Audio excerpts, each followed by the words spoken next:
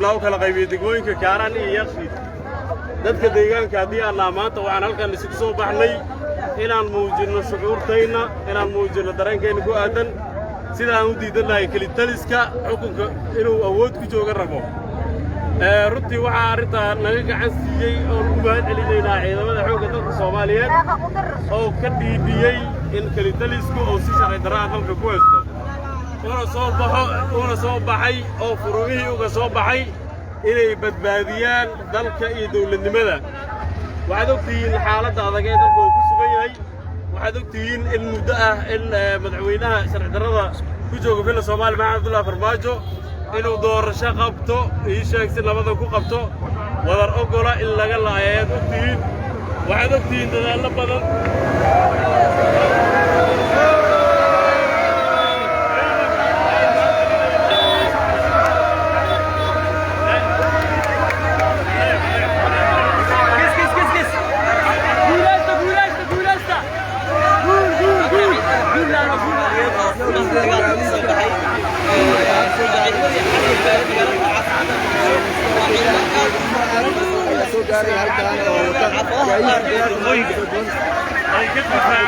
عدوغا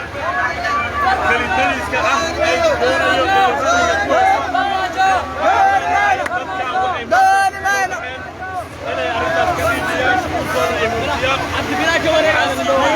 halkan kayna ku aadan inaan la dagaalanno oo ka hor istaagno oo fikradiisa ku racan aan diidno kalitaliska xaqiiqii waxaan rabaa inaan halkaas aan ku qadiro ummadda Soomaaliyeed meelkooda joogaan ee dalka ku dhaqan magaalada Muqdisho inay soo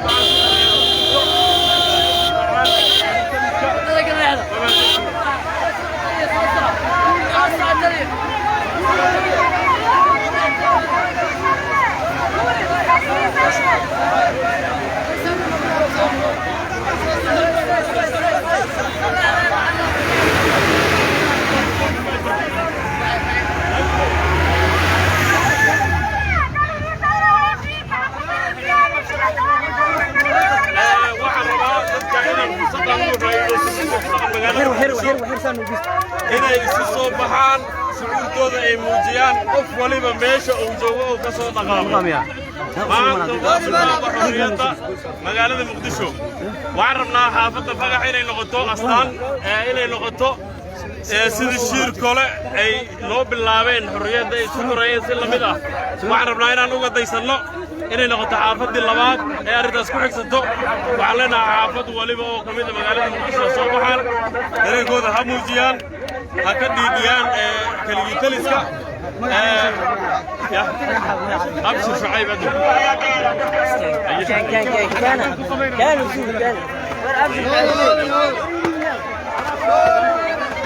سida ujeedaan halkaas waxaa lagu joogayaa sawirka madaxweynaha Muqdisho Maxamed Abdullaahi Farmaajo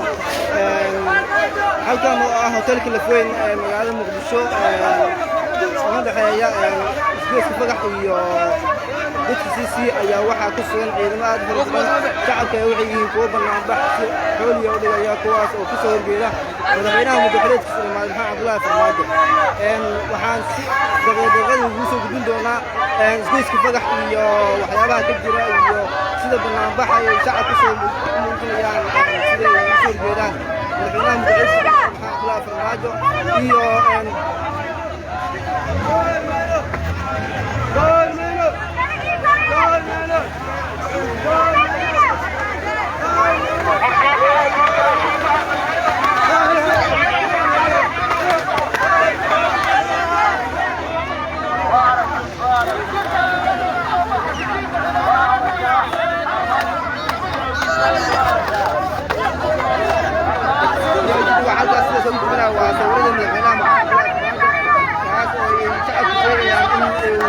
dalka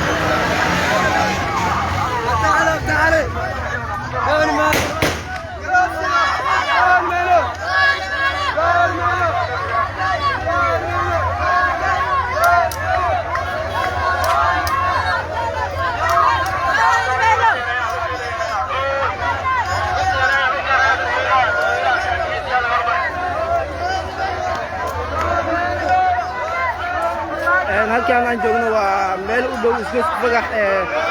degmooyinka yaaqshiid iyo kaaran kala qaybiya oo ay kol hore la wareegeen ciidamada ka yimid goobta dhexe ee ka soo bax furmaha dagaalka sheegeen inay ka soo horjeedaan madaxweynaha mudxuleedkiisa inta loo sameeyay ama uu samaystay halka ujeedaan waa halkii saaka ila wareegeen ciidamada dawladda sarta loo yaqaan xaashi weheliye oo ay joogeen markii hore ciidamo booliis ah oo kuwa dowladda federaalka Soomaaliya ah ama ka amar qaata degmada yaaqshiid hoostaga oo la sheegay in ciidamada ay markii yimideen halkaani ay fiirayeen iskaga baxa sidaas daarteed iskaga baxeen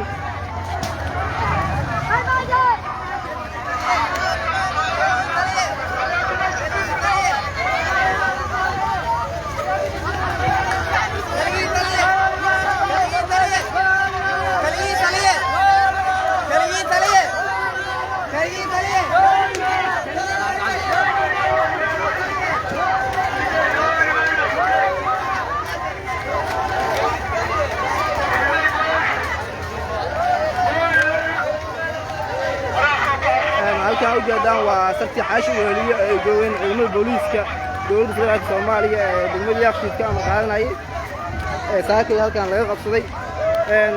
sida ujeedin laami dhexdiisa waxaa lagu gubayaa taayir ay gubeen dadka banaanbaxayaasha ah ciidamada ayaa waxay yihiin kuwo si caadi u jooga halkaan oo aan wax dhibaato ka jirin shacabka ay yihiin kuwo si caadi ah isugu yimid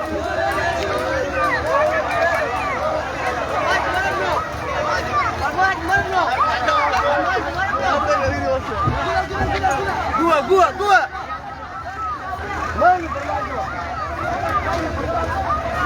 صحيح فلاس كيف تعرف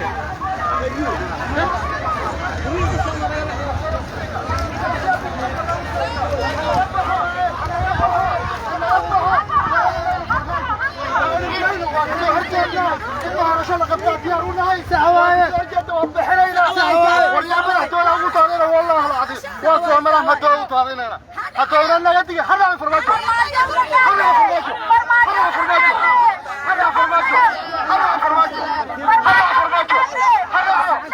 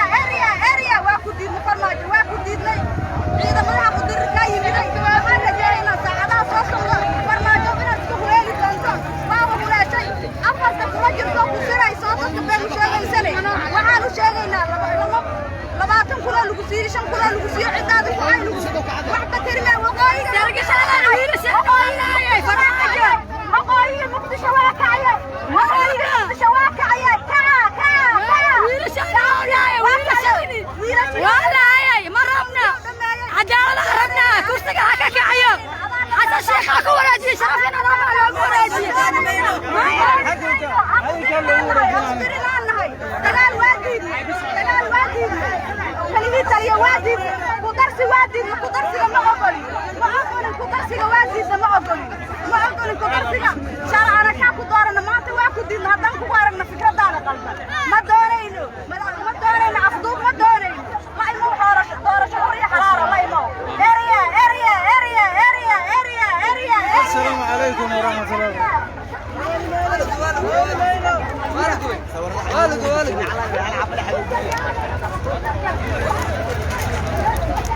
سلام جدا هلكن waxaa la joogaa taar kaas oo ibaan dhexdiisa shacabka waxay sheegayaan in madaxweynaha madaxweynaha dhamaaday loona baahan yahay in la aado doorasho sidii xilka loogu wareejiyo asigana ku si dalka oo dib ugu dhexeeyo waxay sheegayaan in haddii farmaajo uu sidii loogu wareejiyo ku wareeji waayo ay ka saarayaan dalka waa sida hal ku dhigeen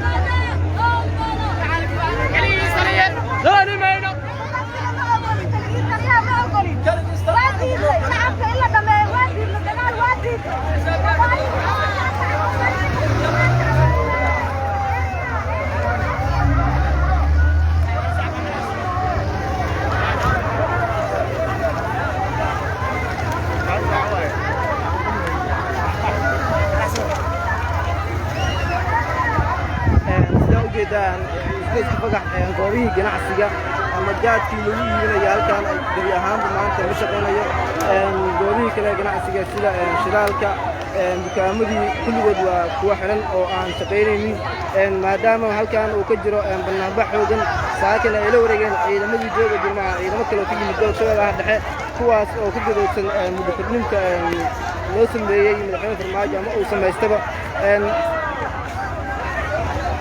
dhawaan halkan waxaa warbaahinta kula hadli doona saraakiishii halkan la wareegay iyo ciidamadii la socda qaarkood oo ka warbixinaya sababaha ay halkan ula wareegeen iyo waxa dhaliyey in ay la wareegaan iyo afkaarada liibi kara iska dhaaf waa maqasheen farmaajo mar kale kuma celinayno wax walba waa qastay farmaajo kuma dayno dictator aad tahay you are fucking dictator we don't need you no more man it's over time you're not my president no more man yeah Makayele Dambo you're not my president no more you're not my president no more Kamiyele Dambo it's over man what am I to farmaajo no more no more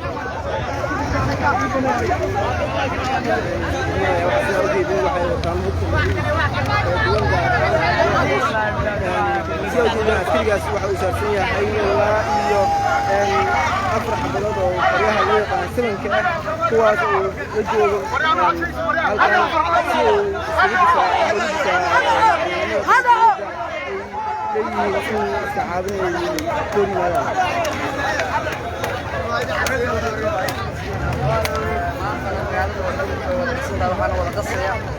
أمر ما قبلنا دقوي كقلو أمر ما قبلنا سلقة قبصلو وقبص كرنا هل دقيقة نوقع هذا ميسو بس أمر ما قبلنا مدحنا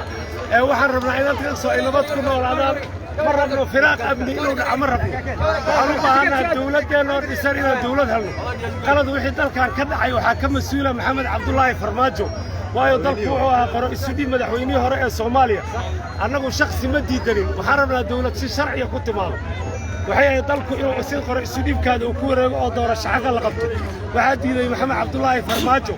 marka farmaajo ayaa mas'uuliyadeeda qaadaya wixii dalkan ka dhaco waxaan kaloo rabaa dadka inaan u sheegno annagu difaaca dagaal doona maahay laakiin cid kasta oo na soo aado gacan bira ayaan ku qabanaynaa وانا دمي دونتا awoodda aan leeyahay waxaan dalkaan inuu doorasho helo doorasho xaqana uu helo cid kasta oo doorasho qabaysana oo ku taageerayna ma ahan anagu shakhsi gooniyo wadan balse xaqa ayaan u yeelanay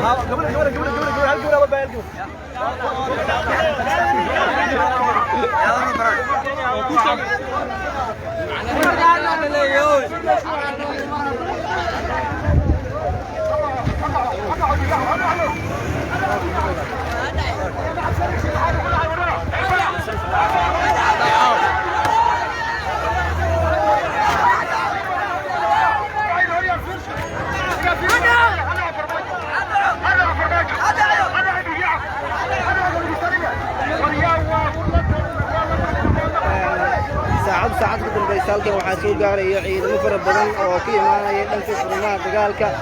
gobolka Shabeellaha Dhexe kuwaas oo markii halkan soo gaaraan sheegaya inay ka yimideen furimaha uguna yimideen in ay halkan ciidanka jooga ku soo biiraan si ay u difaacaan